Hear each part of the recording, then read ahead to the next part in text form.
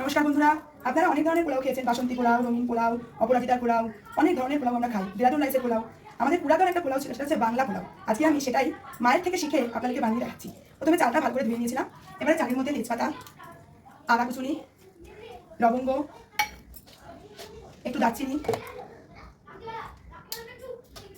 দিলাম, দিয়ে তার মধ্যে আমি ফেলে দিলাম নুন, পরিমাণ মতো নুন। আমি এখানে ঠিক 3 কাপ চাল নিয়েছি, মানে 600 গ্রাম নুন,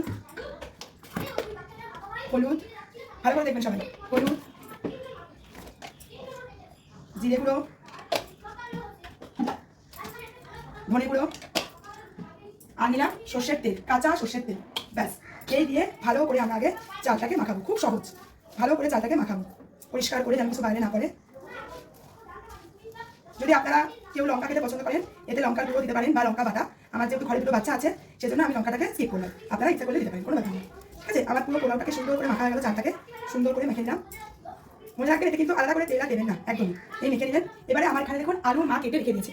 এই আলুগুলোকে আমি একদম কুকারের মধ্যে ছেড়ে দিলাম। কুকারের মধ্যে দিলাম আলুগুলোকে, একটুখানি ভাজা ভাজা করবো আলুগুলো। আলুগুলো একটু ভাজা ভাজা করতে হালকা বেশি, একটু ভাজা ভাজা হবে আলুগুলো। এবারে আমরা এর মধ্যে রাইসটাকে ঢেলে দিলাম। খুব সহজ রান্না একটা, মানে বাড়িতে অতিথি আসলেও আপনার বাড়িতে যদি কিছুই না থাকে, আপনি এটা দিয়ে একটু সঙ্গে ডিম কষা বা বেগুনি দিয়ে দেবেন, দেখবেন বলবে কি করেছো রান্না এগুলো বৌমা।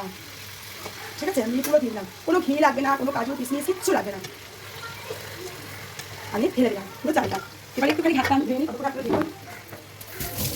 আচ্ছা, এবারে আমি একটু ভালো করে নাড়িয়ে নিচ্ছি। আমি কিন্তু বারবার বললাম, যেহেতু আমার ঘরে দুটো বাচ্চা আছে, তাই জন্য আমি কোনোরকমভাবে এতে লঙ্কাটা দিইনি। আমার বাচ্চাদের জন্য আপনার মধ্যে লঙ্কা দিলে স্বাদটা আরও বেশি হয়ে যাবে। ঠিক আছে, এইবারে যেটা করবো সেটা হচ্ছে জল। জলের মাপটা কিন্তু খুব জরুরি। আমি কি বললাম, আমি 3 কাপ চাল নিয়েছিলাম। আমি ঠিক আগে 3 কাপ দিই।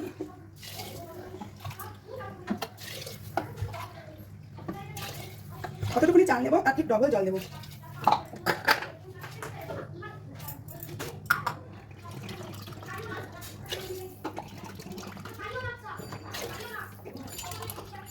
দেখুন, ঠিক যা জল দিয়েছিলাম ঠিক সেরকমই আমি চাল কিন্তু নিয়েছিলাম।